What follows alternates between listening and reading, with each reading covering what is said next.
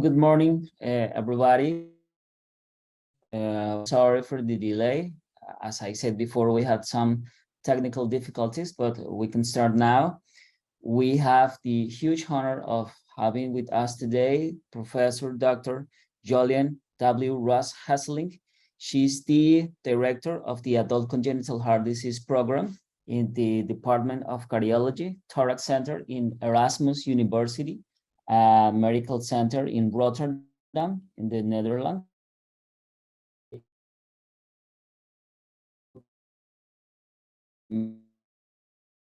Pregnancy in it's a deep honor having you here today, Professor. And without further ado, you can start now. Okay, thank you very much for the kind invitation. It's an honor and a great pleasure to share with you some information that I have about cardiovascular disease and pregnancy. And first, I would like to start with my disclosures. You can see them here. I was chair of the ESC Working Group on Adult Congenital Heart Disease. I was chair of the ESC Guidelines on Cardiovascular Disease during pregnancy, together with Professor Vera Regit Zagrosek from Berlin. I'm a member of the ESC Guidelines on Adult Congenital Heart Disease, and I'm chair of the ROPAC study, the Registry of Pregnancy and Cardiac Disease, and I will present some data of the study also today. But I really would like to start with a case because I think that illustrates best what we are talking about. So this is a 35-year-old woman, and she presents at my outpatient clinic. She was sent to me by the obstetrician because she is 20 weeks pregnant and she is known with Marfan syndrome, as is her mother. But she had not seen a doctor in the last 10 years. So we do a history and she says she has no complaints. She's working as a school teacher. And the same day we do an echo, and luckily there are no abnormalities. And the ascending aorta is 33 millimeters. So my question to you is, what is your policy for this woman? I'm not sure if it can be interactive, if somebody can react.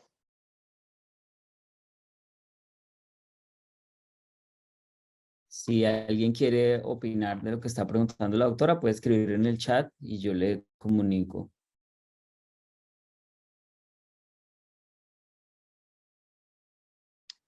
Well, I cannot see the chat, but I will continue. So we think that although the echo is normal, that does not mean that the complete aorta is normal. And one of the things I really would like to bring under your attention, that is in patients with aortic disease, we do need imaging of the entire aorta. So we need advanced imaging. So we did a scan in this woman, and the appointment for the scan was made 2 weeks later. And then I was called by the radiologist and he said, you have to come immediately. And so I ran to the radiology department and then they said, look at these pictures. This woman is having a type B aortic dissection with a dilated type B, dilated descending aorta. So I turned to the woman and she still had no complaints. She came to the hospital, in fact, on her bicycle, and she was really doing fine. But yeah, it's of course not normal at all. And this section also was seen in the abdominal aorta. So the ascending aorta was normal, but the descending aorta was dilated 52 millimeters with a type B dissection. So what would you do now?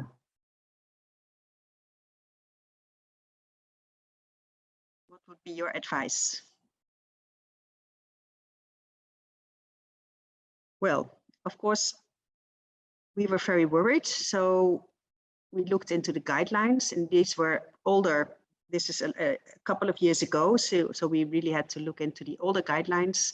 And there it stated only this: most dissection occur in the last trimester or the first weeks after delivery.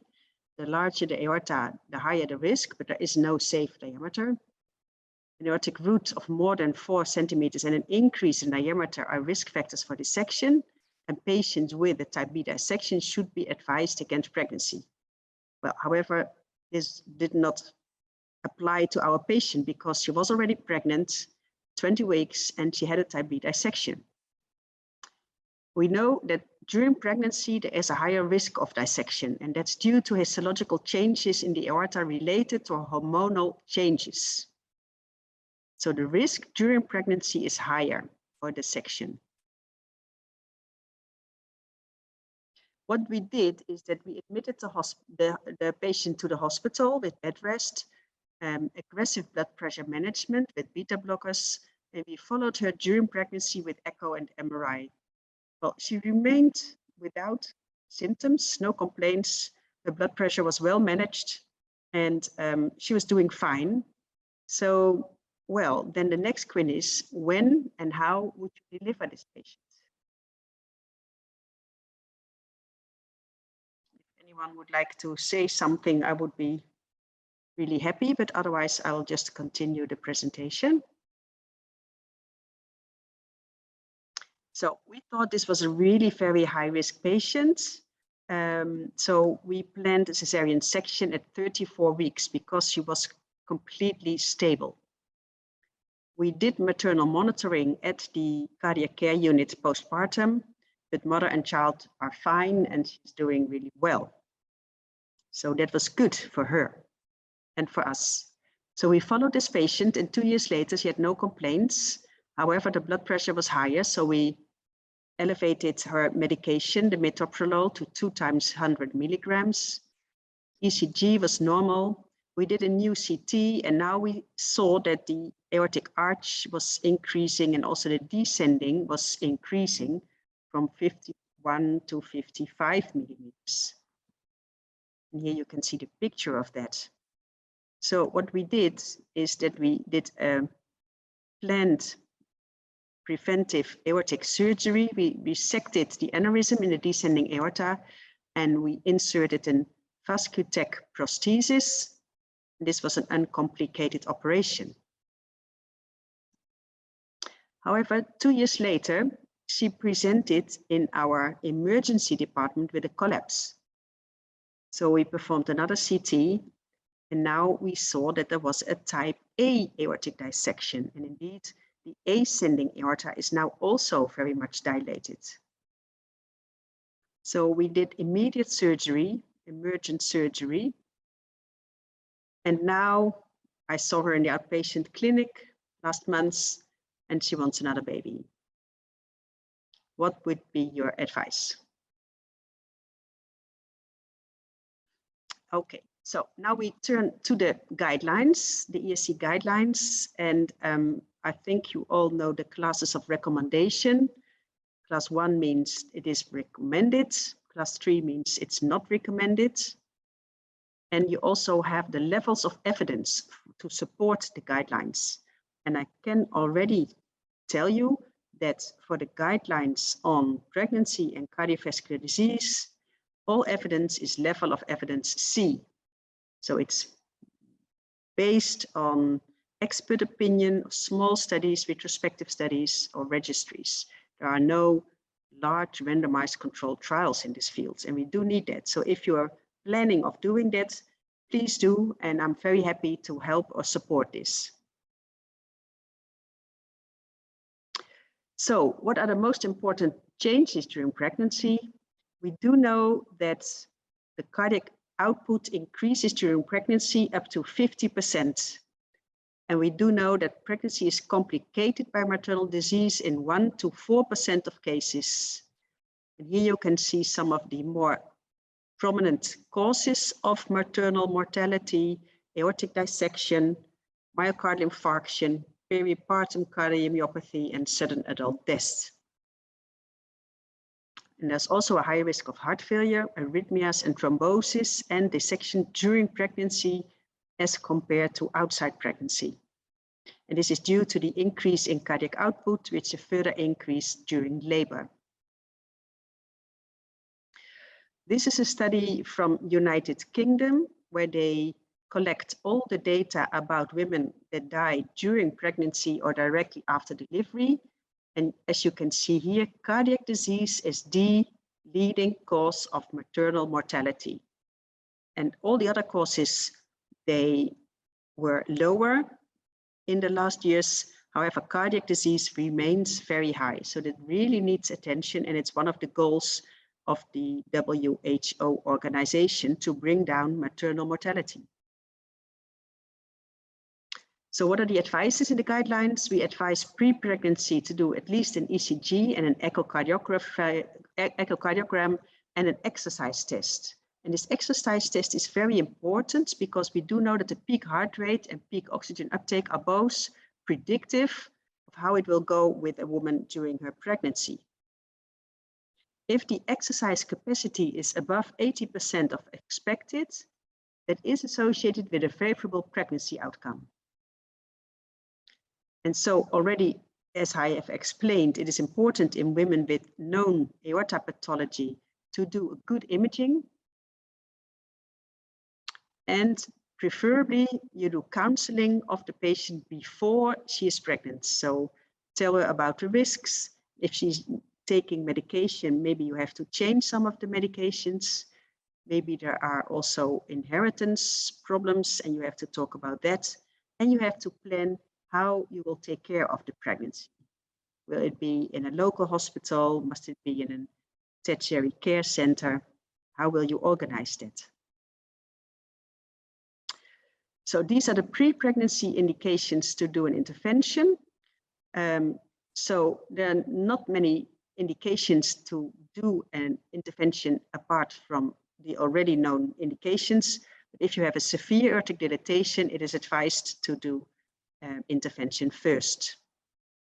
For risk estimation, the WHO classification is advised, and for all women with at least moderate risk during pregnancy, it is advised to discuss the patient in a multidisciplinary team, the pregnancy heart team. Here you can see that at least a cardiologist, an anesthetist, and an obstetrician should be part of the pregnancy heart team, but it depends on the situation if you also need other specialists. And that can be in your own hospital, but it can also be that you do a digital meeting with the people in an expert center where you can discuss your patient. The WHO risk stratification ranges from class 1, no increased risk, to class 3, significantly increased risk, and class 4, extremely high risk, meaning a contraindication for pregnancy. And in the guidelines, it's clearly delineated what you have to do in what specific category. So for instance, if you have a class 3, the risk of cardiac events in the mother is about 20 to 30%. In class 4, this is 40 to 100%. If you have a woman in high risk, then expert counseling is required, and especially in class 4. And here you also have to talk about termination of pregnancy and contraindication of pregnancy.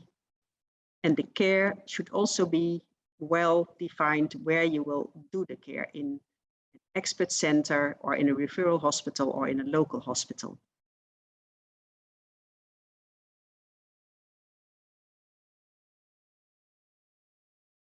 Yeah, exercise capacity is a prognostic factor despite the type of cardiac disease, even in class 4.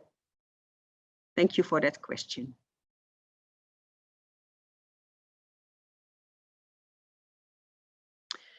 And here you can see all the diagnosis. Well, you don't have to read it now, but you can see it, of course, in the ESC document of the guidelines. For instance, if you have a mildly decreased left ventricular function, the risk is seen as class 2 to 3. If there is moderate left ventricular impairment, it's class 3. And if there's severe ejection fraction below 30% or high NIA class, then the advice is not to become pregnant.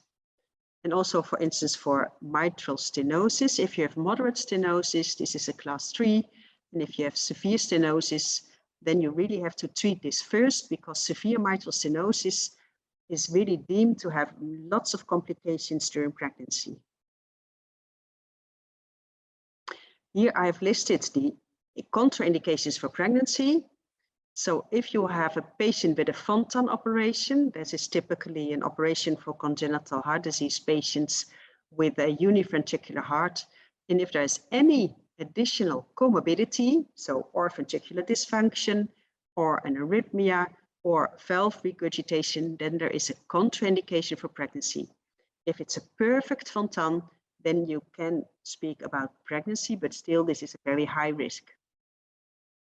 Also contraindication is pulmonary arterial hypertension, severe systemic ventricular dysfunction, severe coarctation, a systemic right ventricle with moderate or severe decreased function, severe aortic dilatation or dissection, severe mitral stenosis, even when the patient is asymptomatic before pregnancy, patients with severe aortic stenosis who are symptomatic, or have impaired LV function or a pathological exercise test, and in women who had previous peripartum cardiomyopathy, where the left ventricle does not normalize.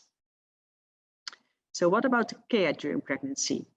Well, all women should be offered fetal echocardiography. We do that typically so around 20 weeks. And also if you have a pregnant patient known with cardiac disease or with unexplained new cardiovascular signs, you have to do an echo. The delivery plan should be made in the pregnancy heart team. We do that in the period between 20 and 25 weeks, because then you are in time and you have to put it online. So it will be available 24 hours a day, 7 days a week for everybody who needs it. And when anticoagulation is indicated, low molecular weight heparin should only be used when weekly monitoring of anti-10A levels is available. That is the advice in the guidelines.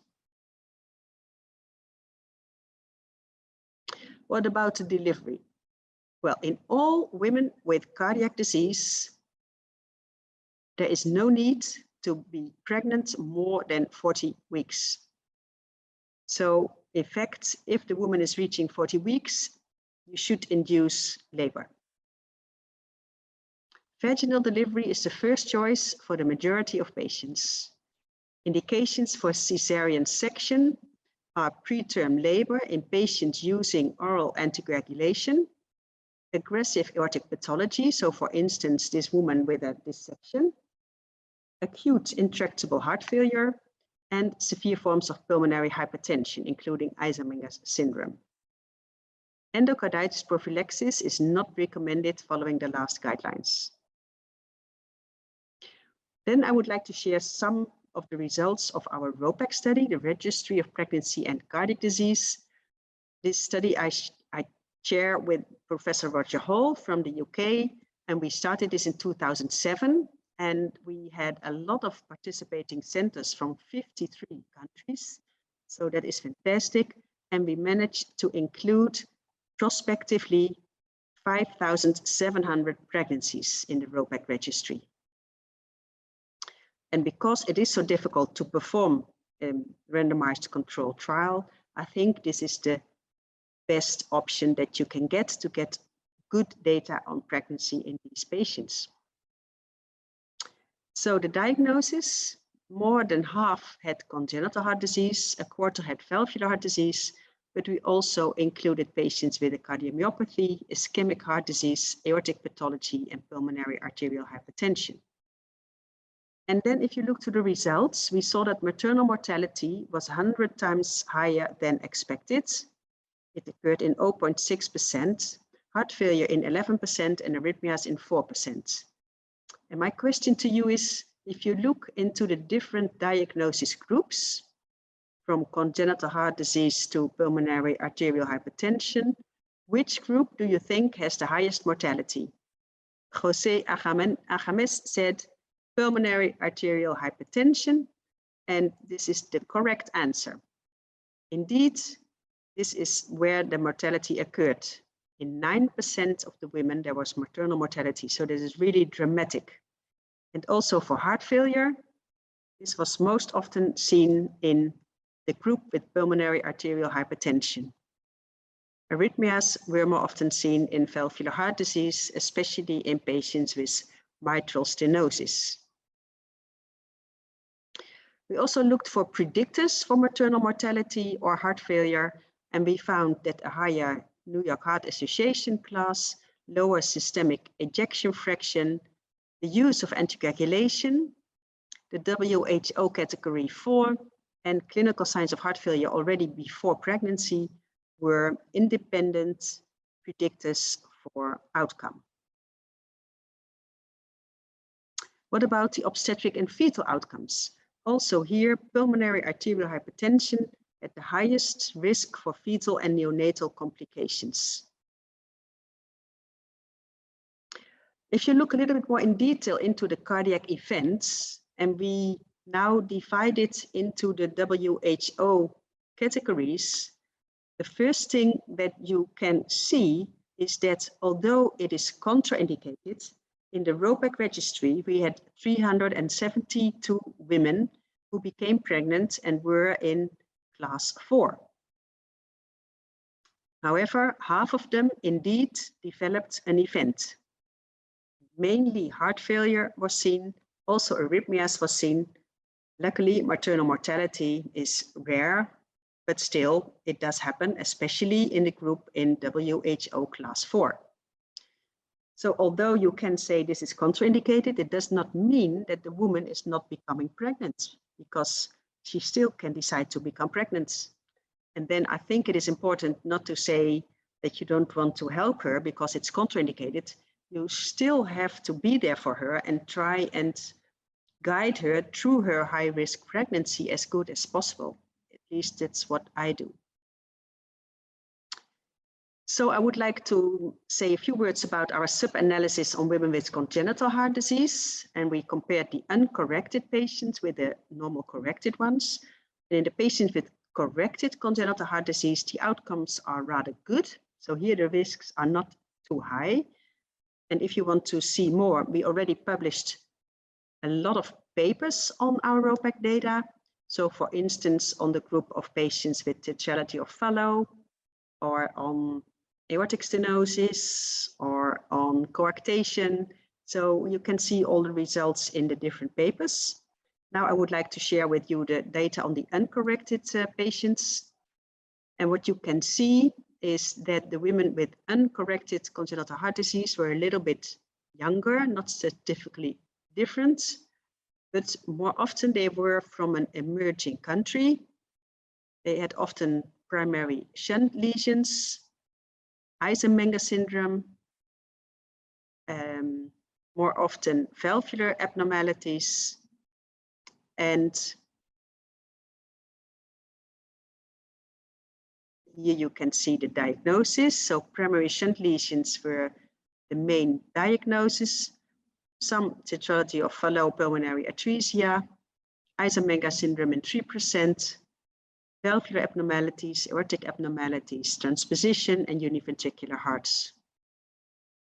And here you can see the outcomes, the maternal cardiovascular outcomes, and you see that maternal mortality is clearly higher in the uncorrected congenital heart disease. Endocarditis is more prevalent, and also the overall major adverse cardiac events were seen more often in this group. We also compared the women coming from an emerging country versus from a developed country.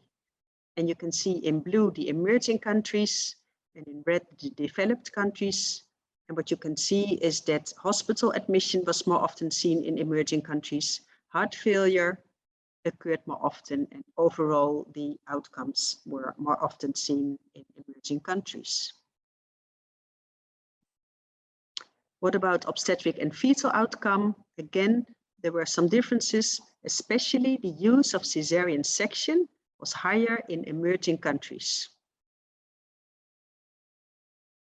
We did a sub-analysis on the women with cyanosis in green versus in black with no cyanosis. And here you can clearly see that the women with cyanosis had lots of complications. More often hospital admission, heart failure, ventricular tachyarrhythmias, and overall major adverse outcomes. What about the fontans? Fontans are the high to very high risk pregnancy, in my opinion. There's also an increased risk of fertility issues and high risk of miscarriage. And we had a study where you can see that many of the women who did want to become pregnant never became pregnant when they had a fontan operation done, and only a third of the patients actually had a live child.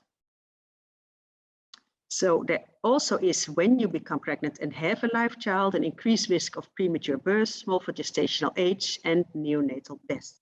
So this is really a very high risk population. What about the mode of delivery? We thought that a planned cesarean section would be beneficial. So what we did, we first looked at the use of a cesarean section in a specific country, because we found out that there is a huge difference between the cesarean section percentage in a country. For instance, in Italy, 40% of the women in the normal population undergo a cesarean section, while in the Netherlands, this is 14%, so much lower. And then we compared that with the women in the ROPAC registry in blue, and here you can see that in all countries, the use of Sexio was higher, especially in some countries like Russia, France, Norway. There was a lot of use of cesarean section in women with cardiac disease. And because there were these differences, we could compare the same patients within a different country, so differently treated. And there we could see that there was no advantage of a planned cesarean section in terms of maternal outcome, but the fetal outcome was worse. So this is a clear message that we should go for a vaginal delivery. So what about aorta pathology? We already talked a little bit about the Marfan. If the aorta is above 45 or 40, if you have a family history of dissection, then there's an advice not to become pregnant. In bicuspid aortic valve patients, this is 50. However, take care that it differs between the different guidelines. So the ESC guideline is different from the American guideline and different from the obstetric guideline. And then we also have women with Turner syndrome. They typically did not become pregnant. However, now you have the program of oocyte donation. So also women with Turner who are infertile can now become pregnant. So this is also a new group that we have to look after. And we know that the risks in patients with vascular Ehlers-Danlos is very high, not only cardiac risks, but also risks of uterine rupture. What about coronary artery disease? Well, this is uncommon, but it accounts for 20% of the maternal cardiac deaths. And this is mainly because it is not well recognized. So if you have a woman who is pregnant and is complaining of chest pain, don't think this is normal, but do measure the troponin levels. And if you have a STEMI, an acute infarction, primary PCA is recommended. However, you have to take into account that during pregnancy, there's often a non-atherosclerotic mechanism. For instance, a coronary dissection or normal coronary arteries or thrombosis. What about cardiomyopathy? Well, of course, we talk about a lot of patients here. So you have the peripartum cardiomyopathy, but also hypertrophic cardiomyopathy and dilated cardiomyopathy. You have to talk about inheritance risk here. If you have a patient with a peripartum cardiomyopathy, the mortality ranges from 2% in Germany to 24% in Turkey.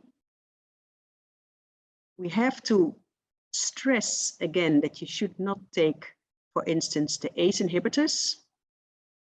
And now bromocriptine is emerging as a new concept, although we still need more data on this medication.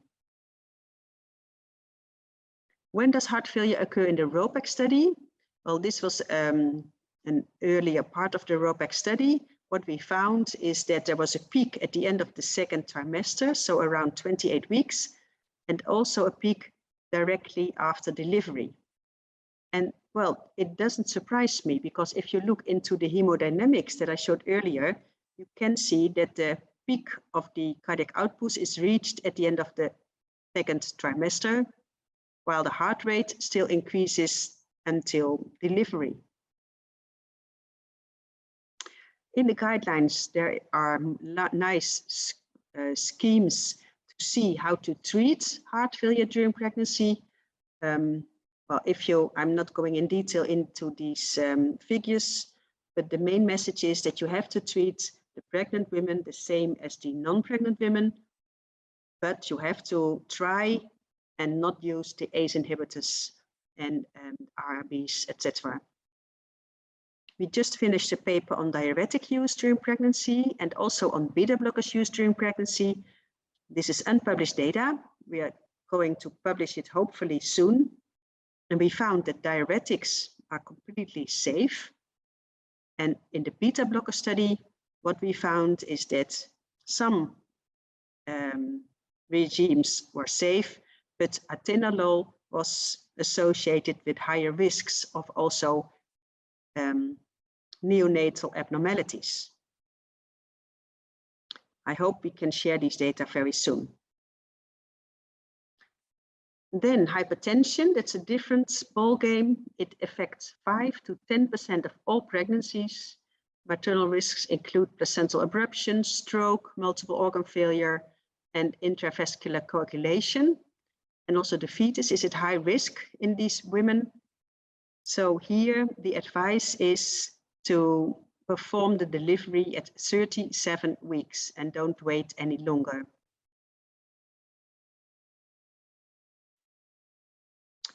If you want to look more into detail into drugs, I can advise this website and also in the www.safefetus.com. You can find all the safety data on medication that is not yet well investigated. Finally, mechanical valve patients. Anticoagulation is here, of course, a big problem. I think the oral anticoagulation is most favorable for the mother, but it will have risks for the fetus of fetal abnormalities. So also in the ROPEC, we did a study on mechanical heart valves, and we published it already a couple of years ago in Circulation. And we had 212 women with a mechanical valve versus 2,600 women without a mechanical valve. And we found that maternal mortality was higher, thrombotic events were higher, hemorrhagic events were much higher, miscarriage rate was higher, and fetal mortality also after 24 weeks was higher. And we really saw that also the live birth rate was much lower. So the conclusion of that paper was that only 58% of the women with a mechanical valve had an uncomplicated pregnancy with a live child. So this really is a high-risk population. These women should be referred to a tertiary care center. Pulmonary hypertension treatment should be also in a dedicated center. We have to avoid systemic hypotension, hypoxia, and acidosis. Continuation of medical therapy should be considered, and a Swan-Ganz catheter is rarely, if ever, indicated. And in these women, a planned cesarean delivery and a vaginal delivery are favored over an emergency cesarean delivery. So, in conclusion, pre-pregnancy counseling is crucial to share with your patient and her partner the risks for the mother, the risks for the baby, the inheritance risk, and also look for the medication and the long-term expectations. Because if you have a woman who has a really high risk of maternal mortality, then you have to discuss with the father the chances of bringing up the baby alone. The pregnancy heart team is helpful because the different disciplines know more than only the cardiologists. Make a good plan for the delivery, including the postpartum period, because problems can also occur after the delivery. Pregnancy should not exceed 40 weeks, and a vaginal delivery is first choice in most women. Well, thank you very much for the attention, and I'm very happy to answer any questions because pregnancy and heart disease is still my hobby. Thank you. Thanks for your excellent presentation, Professor Ross Hesselink. We can start now the discussion session. Si alguien tiene preguntas, las pueden hacer al chat o pedir el micrófono y yo le comparto a la doctora, o las pueden hacer por privado, por WhatsApp. We have some questions, but first I would like you to tell about some context, some local context. We at the Hospital San Vicente Fundación, our teaching hospital, our university hospital, we have the first cardio-obstetric team in our country. We have now like between 600 and 900 patients recruited, if that is taken into account if we add the patients with arrhythmias. And we have some interesting data.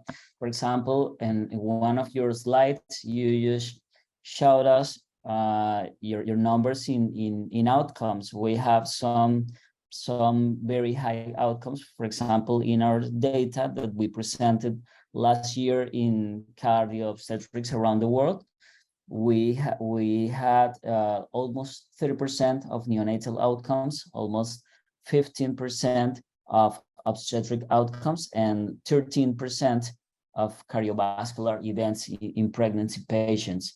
So I think it's an interesting data, taking it into account when you compare an emerging country versus a developed countries. So we still do have some limitations in resources and accessibility, maybe in the knowledge of the patients about their health status. So it is important to take that. We have some questions here in the chat. The chair of our cardio-obstetric team, Professor Edison Munoz, have some questions. One of them is how we should do the follow-up in patients with aortic disease. For example, how we should do the advanced imaging, and how do you define the numbers in aortic root diameter or ascending aorta diameter to do some cardiac interventions during pregnancy? Yeah, that's a good question. It's always difficult. We try to use echo as much as possible. But if you have never done a scan before, then I think a scan is better because, well, also in the patient that I have showed, you can clearly see that the echo was normal, but then if you see the CT or the MRI, you see the type B dissection. An MRI is safe during pregnancy. There's more and more data on that, so I don't think you have to be too cautious. And even if you really need a CT, you should do it because I think the risks can be very high. And then the radiation you have to take for granted because you really need a good scan in that moment. And the follow-up we did was with echo, but if you have, once you have an echo and a CT or MRI scan, then you can see if it is the same, and then you can use echo for the follow-up. We also published a paper on doing surgery during pregnancy. The risks for the mother are not much higher, but the risks for the baby are very high. So we really saw fetal mortality up to 25–30% in all studies and also in our own studies. And it didn't make a lot of difference if you operated in the first, the second, or the third trimester. because in earlier days, we believed that the second trimester was the best period, but we didn't find any differences between the trimesters. However, I think now you have to decide if the baby is viable. It is better to perform a cesarean section first, get the baby out, and then do the aortic surgery on the mother. But that means that you have to wait at least a week, because otherwise the mother will have a very, very high bleeding risk. Because if she just delivered and then you do cardiac surgery and you need heparin or whatever, then she will bleed. And so that's always a really difficult discussion. But if it is possible to wait, then I would wait until the fetus is viable, perform a cesarean section, get the baby out, give the baby the best chances, and then do operation on the mother. And otherwise you have indeed 30% risk that the fetus will not survive or will have brain damage. Okay, perfect. Thank you. We have another question, and that is about another interesting fact that you just showed us. It was about the higher mortality in pulmonary artery hypertension group. So did you see any difference between pulmonary hypertension groups? Now, these were all women with pulmonary arterial hypertension. So group 1. Yeah. Okay. Yes, exactly. Yeah. And most of the mortality in the women with pulmonary arterial hypertension occurred directly after delivery, in the first week after delivery. So they did reasonably well during pregnancy, but after delivery, you saw really these enormous changes in the hemodynamics, and they just went into shock and they died. So I think in these women, the period after the delivery is really the high risk period. So you really have to have people understanding this pulmonary arterial hypertension very well, know how to treat it, take care that the blood pressure is stable as much as possible, and try to manage the changes in the hemodynamics. Okay, thank you. We have a question in the chat from another of our professors, Dr. Carlos José Jaramillo Gomez, and he is asking you about patient education in congenital heart disease, and especially about contraception. Do you have some kind of program about patient education in these cases, or how do you manage contraception? I think it's a very important question. I wrote 2 papers about contraception for women with congenital heart disease together with Professor Mark Johnson from the obstetric department in Chelsea Westminster in London. I think the most important message is to talk about pregnancy and anti-conception already early, because if you start talking about that when they are 18, you might be too late. And I think it is really terrible if you have an unplanned pregnancy in these patients. So you have to talk about anti-conception already when they start getting their periods and having sexual intercourse. And if it's not relevant for them at that moment, we always say, we know that you don't want to talk about it at this moment, but please note that as soon as it is applicable to you, come to see the doctor and discuss what is the best anti-conception to take. And in many patients, you can use normal anti-conception like oral anti-conception.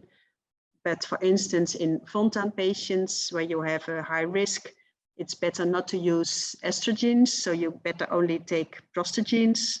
In some women, it can be very good to use, how do you call it in English? We call it a spiral. I don't know the English name, I'm sorry. So we wrote 2 large papers on the anti-conception. And indeed, you start instructing your patient also when it becomes when it's discussed about pregnancy, I always say, well, probably you're not thinking about pregnancy now, but please come and discuss your wish to become pregnant as soon as it is relevant to you. Because if you're already pregnant, we cannot do anything anymore. And before pregnancy, you can change medication, or if there is severe mitral stenosis, you can treat it before pregnancy, or you can discuss the risks, and then the woman and her partner can take a good decision if they do want to become pregnant or not. So that's how we try to do it. We do not have a special education program, but we always discuss it when the patient is coming from the pediatric department to the adult department. We always discuss it like in the transition program. Okay, perfect. I think this is very important because it reminds me that, for example, in our country, we do so little pre-pregnancy counseling, and that is mainly because we get the patient when they are already pregnant. So I would like to ask you, for example, in terms of genetic counseling, in which patient do you do? And for example, in which patients or in which diseases do you do genetic tests? Yeah, well, so that is, of course, applicable, especially to the patient with an autosomal dominant inheritance pattern. So, for instance, the women with a Marfan syndrome, but are also in other conditions. And then you have to discuss that the patient, all the children will have 50% risk that their children also will have Marfan syndrome. In our country, we have two options. We can do an investigation during the pregnancy to see if the infant is also having the known mutation, and then you can interrupt the pregnancy. Or you can do selection of embryo before putting it back in the mother. So pre-pregnancy selection of an embryo without the mutation. But I think that will be not maybe available in your country. No, it is not still an option here, not only for the available resources, but also I think there are some legal issues. So it is not an option here, at least not for now. But I think that's an excellent answer, and thank you. We'd like to ask how you showed us how is usually conformed a cardiobstetric team, but for example, your cardiobstetric team in Rotterdam, how often do you meet or how do you work? We meet every week and we discuss every week 20 women, maybe 20 patients. And some are seen in our own center, maybe half of them, and half of them were seen in another center, and they send us the information and they ask us to discuss the patient in the team and to give them an advice. And we are always sitting there with a cardiologist, obstetrician, and an anesthesiologist. And sometimes if it's a specific condition, we need somebody else, maybe a hematologist or, well, what is applicable. Okay, thank you. Yeah, and we make a written plan. And that is very important. That is available always for everybody. Okay, perfect.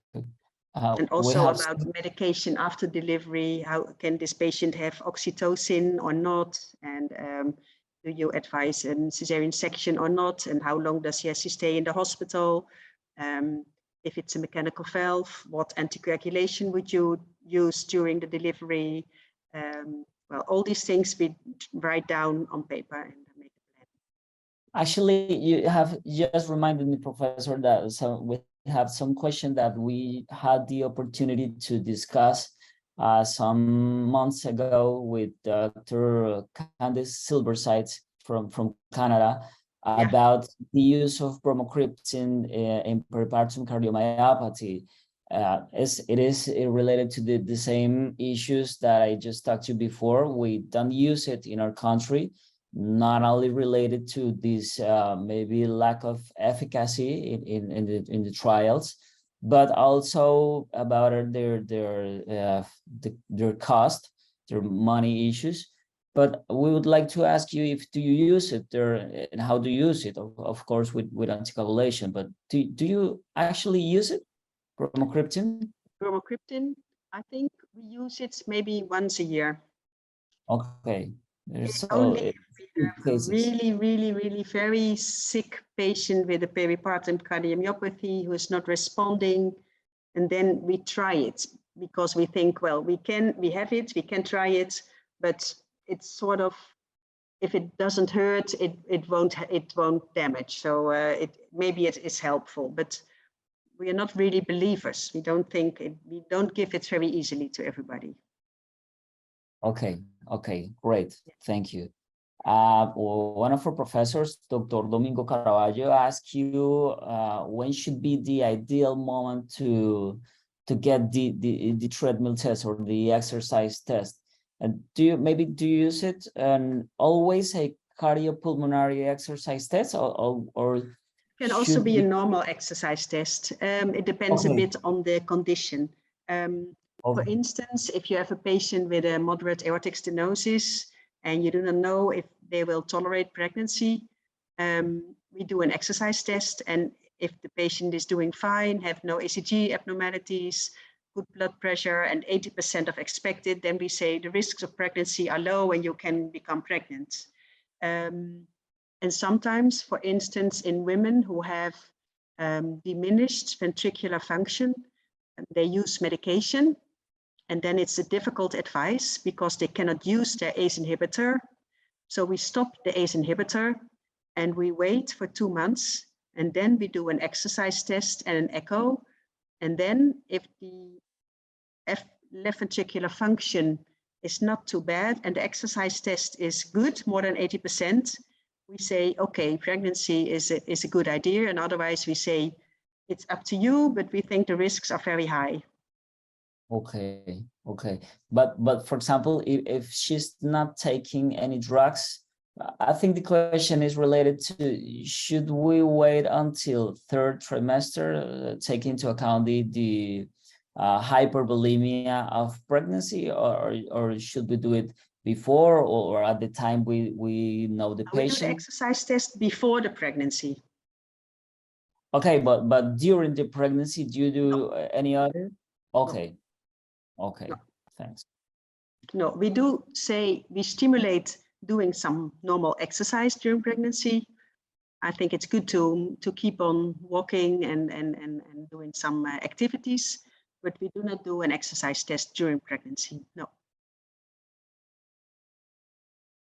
Okay, perfect. I want to really thank you for your answers, and I think we all learned a lot today. We feel really thankful. We have no further questions in the chat or here at my inbox. So we're really happy to have you here today, and I just want to say thank you, and you're already welcome. Thank you very much, and I enjoyed it very much, and hopefully we will meet in person soon, and have a nice day. We hope it too. Have a nice day, and thank you.